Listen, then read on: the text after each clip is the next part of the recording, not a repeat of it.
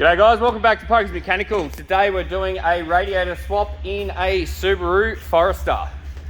Just thought I'd go through and just do a little bit of a tutorial on showing you how to get these apart and swap it over.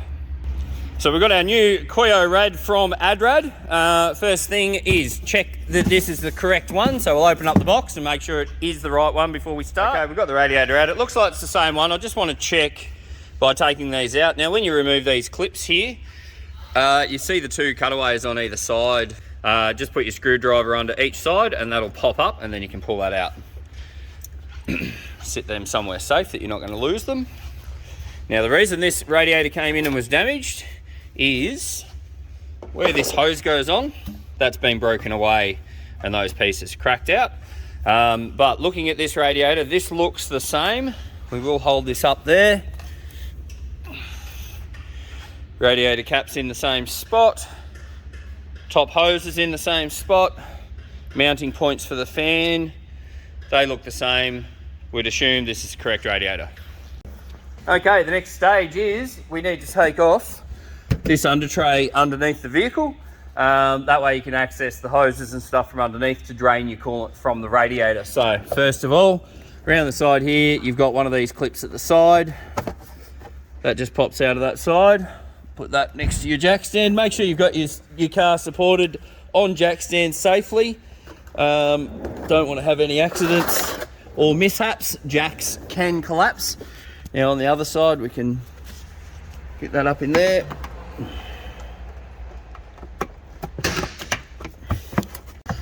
And we can pull that. They are tight sometimes. Put my screwdriver down. Finally. Once you've got those clips out, there's three 12mm bolts that are holding the undertray on.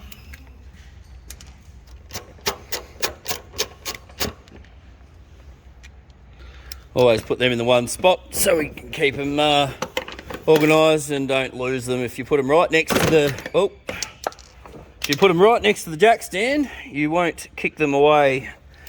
If you put them under the wheel or close to the vehicle, close to the outside of underside of the vehicle, there's a chance when you're walking around doing the work that you're told just kick them and then you possibly can lose them. Right, and that brings your tray all the way off and down. Okay, when you're draining the coolant, make sure you've got a decent container to be able to catch it all in. This customer's just had the timing belt and water pump replaced on this car recently. So we're going to actually retain the coolant to use again, and I'll show you what we do to actually make sure it goes back in clean. But up in here, let's take that out. You'll see there's a Phillips head screwdriver fitting bung right there. And just get your screwdriver in it. Just need to do that without the camera because I can't see. And once you get that undone, you'll see coolant starts running. This is hard to do one-handed. And there we go, we've got the bung out and straight into the bucket with minimal mess, hopefully. Cool, once that drains, we can start taking the bottom hose off the other side and we'll get a little bit more coolant out of the engine that way and pull the radiator. You'll see that once the coolant slows down, that's the reason it slows down is because the air can't get in if your radiator cap's on. In this case, the top hose is already off, so that's not an issue. And it's probably already lost a bit of coolant anyway because of the broken top hose. Okay, to get the reservoir out, there is a clip just here. Push that in and your coolant bottle can pop forward and come out of that fitting position. You need 2 hands to do it. That just pops forward out of there like that, and we can just pull it out of the little holder down the bottom that sits on there, and that comes out. Okay, the next thing you need to take into consideration is you have fan plugs. So your thermo fans, just unplug them. That just pushes that tab up and then you can push it apart. There's one on the passenger side and one on the driver's side. I'll show you where the driver's side one is. That one's easy to do from underneath, and then this one is just down here on the side of the fan there. Right, next is these two 12mm up the top. They're and there. So we don't make a mess with moving the bucket across with the bung out, we'll just quickly screw that back in, so then we're not going to lose coolant out this end when we take the hose off the other end. Once you get that away, all we've got left is the lines for the transmission cooler lines. We'll need a different container for the transmission cooler lines because it is transmission fluid that'll come out, not coolant. So we don't want to contaminate our coolant. These are just hose fittings. We just push on hoses with spring clamps. Squeeze them, slide them back. You'll find 2 of them. There's one up in there as well. So once you've undone those bolts, these brackets just lift off and that'll come off your radiator. Sit them as the same, somewhere safe, you're not going to lose them. And as you can see, radiator straight away drops in. Sit them down. Okay, finally, once we get the transmission cooler lines off and all your fan and everything unplugged and all your hoses, should be able to just lift that straight up and out like that. Lay it down, and then we've just got to transfer everything onto the new radiator. To speed this up, I'm going to grab the Milwaukee little rattle gun and we'll just zip these off. Already undone that one. And swap all these over. So we'll just sit that to the side because that's got to go back on after the fans go in. We've got these top bolts here. They'll just zip out like so. Right, one fan. They just sit down in a little recess down the bottom there. That just goes straight in like that. Same with that side. And then that folds down and your holes line up at the top.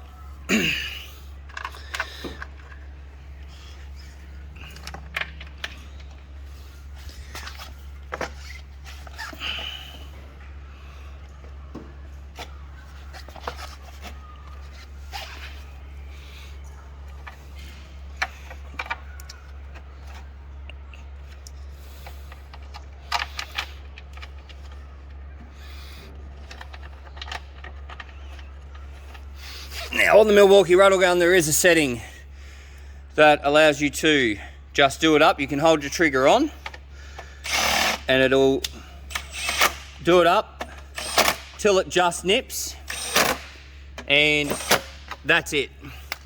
That is as tight as it needs to be for now. We will go through and torque them by hand in a minute. And then this goes on. Rusty one at the rusty end. Now the reason I had the one on this side undone already before I started filming was due to the fact that I needed to get the cooler lines out from the transmission that goes on there, and then this covered that up. So I'm not going to do these up tight.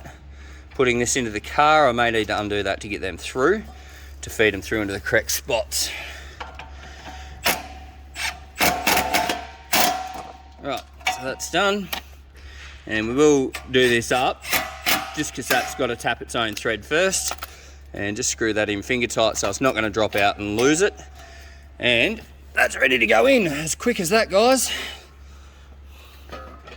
Swapped over. Just going to swap hands here.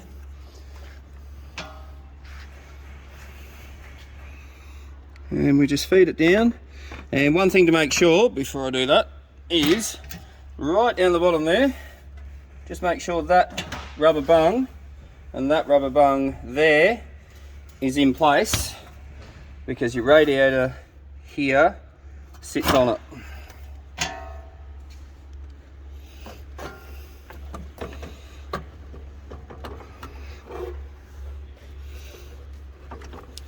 That's in place.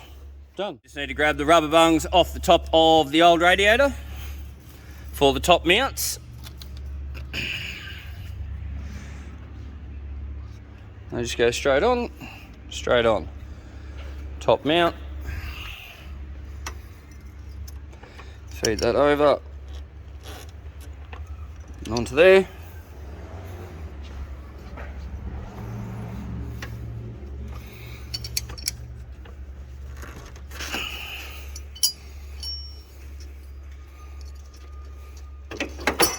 Whoop.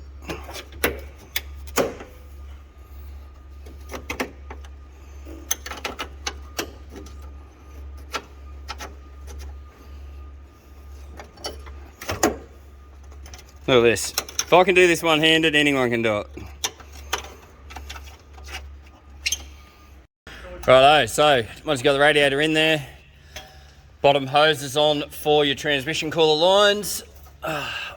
Once we can get that lined up, push that on, make sure you put your hose clamps on. Now that one there, I will take this bracket away. There's a little recess that is up in here that they go in. Right there. And then I need that bolt out of there to push that up over it. And we've got a... Oh, actually, no, that doesn't go that way. Sorry, I told it a lie. It goes in there. There's a clip bit for that there.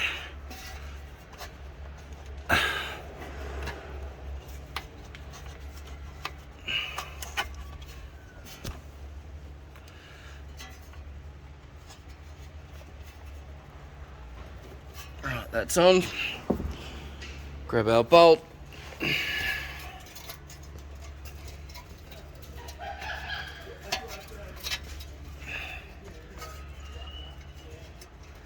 Put that on, and I will do that up in a minute. I'll put all these hose clamps on with the pliers. Need 2 hands to do it. All right, now we're underneath. Make sure you've got your bottom hose on. We've put the 2 hose clamps on. I've re-tightened up these bolts that are mounting this protector plate here. Then underneath we've got the fan plug there, and then on the passenger side we've also got the other fan plug that's just in here. Make sure they're all plugged in. That's what you've got to do underneath before you put your bash plate up underneath. So we've got the bottom hose on. Make sure you've put your top hose on, and that's correct. And if you put this on around the wrong way, the hose interferes with your fan, so make sure that is got the correct way to the radiator. Now we can put our overflow back in. So we're lining that bit up on that hole in the frame down there. The frame being on the actual radiator. Yep, that's in. And we just slip that. So that's just slipped in behind that, and then that'll clip into that hole. It should. It's fighting me. Why don't you want to go in? Alright, I needed 2 hands to clip that in, but make sure that tab has clipped out past the outside of that white bit of the plastic on that overflow, and that's in. Then put it onto there. Okay, now to fill the radiator, what I use is this radiator spill-free funnel. It has various different fittings in it and different caps to be able to make it fit for any vehicle, or most vehicles. So we get the bits that fit this vehicle and put that on. Put the funnel on. Take the plug out. So then go and get a big rag that fits over the top of your whole funnel and cable tie it on. Not everyone's going to have this, so maybe you need to use fresh, clean coolant, but this allows us to filter the coolant that we've got out of the vehicle, just to save the customer money to pour it in. So you're always going to have a little bit of grit in the coolant that you got out from under the vehicle, because bottom of the vehicles are never clean. Once you've poured all your coolant in out of your bucket, you can see exactly what was saved from not going into the coolant system. Cut your cable tie off, fold your rag up, keep it all together. That can't be used for anything else, that goes straight in the bin. And now we can fill it up with fresh, clean coolant. Big advantage with having these funnels is you can fill it right up, overfill it, just to make sure your full coolant system is bled properly. Now that's got all that filled up, the coolant system is pretty much full. We will start it, let it warm up, get the water pump pumping through, open the heater up, and make sure it's got all the coolant in all the system. Okay, now we've got the engine running. We just wait to see if there's any bubbles, as you just seen then, coming up. We can give the hoses a bit of a squeeze, and that's getting a few more bubbles coming out, just doing that. You can reach down and give the bottom one a squeeze as well. So give that a squeeze there. And this is just helping the water pump flow coolant up and into this. There's no bubbles coming up now. We'll just leave that to warm up a little bit. Once you've done that, we can chuck this bung back in, and then that enables you to take this funnel off without losing too much coolant out of the funnel. Then you can just put that straight back into your bucket or into your reservoir or bottle. If your reservoir is low, being here, you can take your funnel off and put it into that. Once you're certain there's no more bubbles in that system, then you can just put your radiator cap on and you're good to go. Next morning when your car's cold, check your coolant level again.